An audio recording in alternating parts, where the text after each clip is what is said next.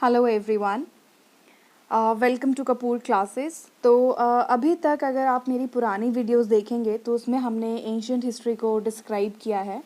बहुत सारे lectures already बन चुके हैं। तो आज का जो हमारा लेक्चर है वो है मौर्यन डायनेस्टी पे। कुछ एक मौर्यन डायनेस्टी का अगर फर्स्ट पार्ट की बात करूँ, वो हमने अपने पिछले वीडियो में मैंने ऑलरेडी अपलोड कर दिया हुआ है। तो जो ये आज का वीडियो है, इसमें हम चंद्रगुप्त मौर्य के बारे में पढ़ेंगे और उनके जो बेटे हैं बिंदुसार, उनके बारे में पढ़ेंगे। ठीक है, तो स्टार्ट करते हैं। जैसे कि अगर मैं आपको बताऊं, मौर्यन डायनेस्टी जो है, मौर्यंस जो है वो सबसे बड़ा एम्पायर था। तो उन्होंने ऑलमोस्ट पूरा ये जो पाकिस्तान का एरिया है और नॉर्थ इंडिया पूरा जीत लिया था। कुछ एक साउथ के पार्ट्स थे जो रह गए थे। तो इसमें क्या है कि सबसे पहले अगर हम बात करें, मौर्यन डायनेस्टी के जो पहले रूलर रहे हैं वो है चंद्रगुप्त मौर्य। ठीक है, जो चंद्रगुप्त मौर्य है, हम उनसे स्टार्ट करते हैं कि उनका जन्म कहाँ हुआ और वो किस वर्ण के थे, उन्हें किसने शिक्षा दी, ये सब चीज़ें हम स्टार्ट करते हैं। तो चंद्रगुप्त जो मौर्य की अगर मैं बात करूं तो उनका ओरिजिन जो है वो अभी भी क्लियर नहीं है कि उनका जो है बर्थ प्लेस क्या था। अलग अलग सोर्सेज जो हैं वो अलग अलग इन्फॉर्मेशन देते हैं। जैसे कि अगर हम बात करें ग्रीक सोर्सेज की, तो वहाँ से ये पता चलता है कि वो एक नॉन वॉरियर लाइनेज से थे, मतलब वो क्षत्रिय नहीं थे।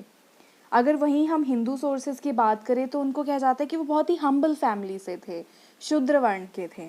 ठीक है, सबसे लोएस्ट वर्ण के माने जाते हैं। इसके अलावा अगर हम बुद्धिस्ट सोर्सेज की बात करें तो ज़्यादातर जो बुद्धिस्ट सोर्स हैं उनका मानना ये है कि जो चंद्रगुप्त मौर्य थे वो क्षत्रिय थे। तो ये अलग अलग थ्योरीज हैं उनके बारे में कि वो कौन थे या उनका वर्ण क्या था, किस कुल के थे। पर जो सबसे ज़्यादा एक्सेप्टेबल चीज़ है वो ये है कि वो एक ऑर्फन थे, एक हम्बल फैमिली यानी कि लो कास्ट फैमिली में बोर्न हुए थे, शूद्र थे, और उनको कौटिल्य ने ट्रेन किया था। कौटिल्य किसको कहते हैं? चाणक्य का नाम है कौटिल्य। ठीक है, तो बहुत ही महान गुरु उनको मिले थे, क्योंकि चाणक्य की जो अभी तक हम उनके अर्थशास्त्र और उनकी जो नीतियाँ हैं वो आज तक भी बुक्स में लिखी गई हैं, उनको हम पढ़ते हैं। ठीक है, तो वो बहुत ही अच्छी नीतियाँ हैं चाणक्य की जो आज तक चली आ रही है। तो सोचिए कि चंद्रगुप्त मौर्य तो कितने लकी रहे होंगे कि उनको डायरेक्ट जो है चाणक्य ने ज्ञान दिया था, शिक्षा दी थी। राइट, नेक्स्ट चलते हैं। इसके अलावा चंद्रगुप्त मौर्य जो थे उन्होंने मौर्यन डायनेस्टी की नींव कैसे रखी? तो मौर्य डायनेस्टी या मौर्य एम्पायर से पहले जो थे हमारे पास नंदा रूलर्स थे, और नंदा रूलर्स में जो लास्ट रूलर थे जिनको कि चंद्रगुप्त मौर्य ने हराया था वो थे धनानंद। कौन थे? धनानंद। और उन्होंने कौन सा एरिया ऑक्युपाई किया था? पाटलिपुत्र, ये जो बिहार वाली साइड का है। ठीक है, और ये कब हुआ था? 321-322 बीसी के आसपास, जो कि ये टाइम ड्यूरेशन भी अभी थोड़ी सी ना कॉन्ट्रोवर्शियल है, बट जो मोस्ट एक्सेप्टेबल है वो है 322 बीसी। तो इस तरीके से जो है, अब स्टोरी कुछ इस तरीके से थी जैसे मैंने आपको पहले भी बताई है कि जो चाणक्य थे उनको धनानंद ने अपनी राज्यसभा में बेइज्जत किया था, जिसकी वजह से उन्होंने बदला लेना था उससे। तो बदला लेने के लिए उनको कौन मिलता है? चंद्रगुप्त मौर्य, जिसको वो शिक्षा देते हैं 8 साल तक तक्षशिला में, और अलग अलग चीज़ें, मतलब मिलिट्री का काम, इकोनॉमी, पॉलिटी और पता नहीं क्या क्या शिक्षा है उसको दे के 8 साल बाद जो है वहाँ से लेके आते हैं, आर्मी तैयार करते हैं और फिर नंदाज को हराते हैं। पहली बार जब युद्ध होता है नंदाज और चंद्रगुप्त मौर्य के बीच में, तो वो लोग हार जाते हैं, लेकिन दूसरा युद्ध जो होता है वो सफल रहता है और नंदा रूलर्स जो हैं वो ख़त्म हो जाते हैं, और उसके बाद जो किसका साम्राज्य आता है? चंद्रगुप्त मौर्य का। ठीक है, इसके अलावा इन 305 BC he defeated Seleucus Nicator who surrendered a vast territory. तो सेल्यूकस को जो है 305 बीसी में कहते हैं चंद्रगुप्त मौर्य ने हरा दिया था। तो जब चंद्रगुप्त मौर्य ने उसे हराया तो उसने बहुत सारी टेरिटरी जो थी वो चंद्रगुप्त मौर्य को दे दी, जिसमें हमारे पास आता है बलूचिस्तान, ईस्टर्न अफगानिस्तान और काबुल, और इसके अलावा बहुत सारी जो है और भी उसको टेरिटरीज दी। तो ये मेन है जो आपको पता होनी चाहिए। अब दो कॉन्सेप्ट है, कुछ लोग तो कहते हैं कि शायद जो है सेल्यूकस की बेटी से शादी हो गई थी चंद्रगुप्त मौर्य की, क्योंकि वो चंद्रगुप्त मौर्य से लड़ना नहीं चाहता था। तो उस शादी के गिफ्ट के तौर पे उसने ये टेरिटरीज जो हैं वो चंद्रगुप्त मौर्य को दी थी। अब एनी हाउ जैसी भी टेरिटरीज दी, बट जो टोटल टेरिटरी थी मौर्यस की वो बढ़ चुकी थी इसकी वजह से। और जब उनकी शादी हुई थी निकेटर की बेटी के साथ, तो उन्होंने 500 हाथी जो थे निकेटर को गिफ्ट किए थे चंद्रगुप्त मौर्य ने। क्लियर है इतना? इसके अलावा अब अगर हम बात करें सेल्यूकस निकेटर की और चंद्रगुप्त मौर्य की, इन दोनों की जो साम्राज्य थे इसके बीच में जो जगह पड़ती थी, ठीक है, जो इसके बीच में जगह पड़ती थी वो थी हिंदू कुश। हिंदू कुश को उन्होंने बाउंड्री बनाया था अपने दोनों के साम्राज्यों के बीच की, कि एक साम्राज्य जो है वो सेल्यूकस निकेटर का है और दूसरा जो है वो किसका होगा, चंद्रगुप्त मौर्य का, और जो बाउंड्री लाइन है वो है हिंदू कुश। ठीक है, फिर उसके बाद मेगास्थनीस जो थे वो ग्रीक एम्बेसडर थे जो चंद्रगुप्त के कोर्ट को भेजे थे निकेटर ने। तो अब अगर बात करूं ग्रीक एम्बेसडर का मतलब क्या है, मतलब एक फिलोसोफर थे, ठीक है, एक सेंट फिलोसोफर, सोफी इंसान कह सकते हैं, जिनको कि स्पेशल एज अ गिफ्ट जो है वो भेजा गया था। ठीक है, इतना क्लियर है? चलिए, तो जैसे मैंने आपको बताया हिंदू कुश जो थी वो बाउंड्री बन चुकी थी इन दो राज्यों के बीच में, दो साम्राज्यों के बीच में, राइट। नेक्स्ट है जो चंद्रगुप्त मौर्य है, उन्होंने एक पॉलिसी बनाई कि वो एक्सपेंशन करेंगे। उनका जो मेन मकसद था कि ज़्यादा से ज़्यादा महाजनपदों को जीत के एक कॉमन, एक बड़ी टेरिटरी जो है वो बनाना, एक बड़ा साम्राज्य बनाना। ठीक है, तो उन्होंने जो है मोस्ट ऑफ द इंडिया के जो पार्ट्स हैं, अगर हम आज की बात करें तो इंडिया के मोस्ट ऑफ द पार्ट्स उन्होंने जीत लिए थे।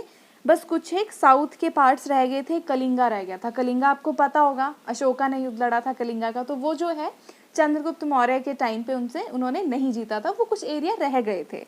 ठीक है, और चंद्रगुप्त मौर्य जो थे अब उन्होंने चाणक्य के लक्ष्य कदम पे चले हैं वो, तो उनके टाइम पे बहुत सारी चीज़ें अच्छी हुई। जैसे कि अगर हम उनके टाइम की बात करें, ट्रेड फ्लरिश हुए, एग्रीकल्चर को रेगुलेट किया गया, और उस टाइम जो थे वेट्स बन गए और मेजर्स बन गए, जिससे कि स्टैंडर्ड हो गया कि इतने वेट के लिए इतना पैसा मिलेगा। तो मनी केम इनटू एग्जिस्टेंस। इससे पहले क्या होता था कि अगर आप गेहूं का उत्पादन करते हो, आप गेहूं ले लो और चावल दे दो, ऐसा होता था ना। तो ये वाली जो प्रथा थी वो ख़त्म हो गई। मनी जो है, पैसे जो है वो एग्जिस्टेंस में आए थे उस टाइम पे, और वेट्स और मेजरमेंट्स बने, एक स्टैंडर्ड वेट बना हर चीज़ के आदान प्रदान के लिए। तो काफ़ी कुछ अच्छे काम हुए। फिर क्या हुआ बाद में, जो चंद्रगुप्त मौर्य कहते हैं कि चंद्रगुप्त मौर्य का जो साम्राज्य है उसमें 12 साल के लिए अकाल पड़ा था। तो वहाँ पे दो थे, एक स्थूलभद्र थे, एक भद्रबाहु थे। ठीक है, ये दोनों जैन थे। तो जो स्थूलभद्र थे उन 12 साल के टाइम ड्यूरेशन में वो कहाँ रहे, अपने साम्राज्य में जहाँ की अकाल पड़ा था। लेकिन जो भद्रबाहु थे वो दक्षिण की तरफ चले गए और कर्नाटक की तरफ चले गए। ठीक है, फिर क्या हुआ, वो 12 साल बाद वापिस आए। तो दो तरह के बेसिकली जैन होते हैं, एक तो वो होते हैं जो श्वेत वस्त्र पहनते हैं, यानी कि सफ़ेद कपड़ों को पहनते हैं, और दूसरे जो होते हैं वो फॉलो करते हैं न्यूड रहना, ठीक है, निर्वस्त्र रहना। तो दो तरह के हमारे पास क्या होते हैं, जैन धर्म के लोग होते हैं। तो जो चंद्रगुप्त मौर्य थे उन्होंने भद्रबाहु के साथ मिलके जो है जैनिज्म को ऑप्ट किया, जैन धर्म को ऑप्ट किया। तो जब वो दक्षिण से आए थे तो उन्होंने श्वेत वस्त्र पहने थे, उससे पहले सब न्यूडिटी को फॉलो करते थे।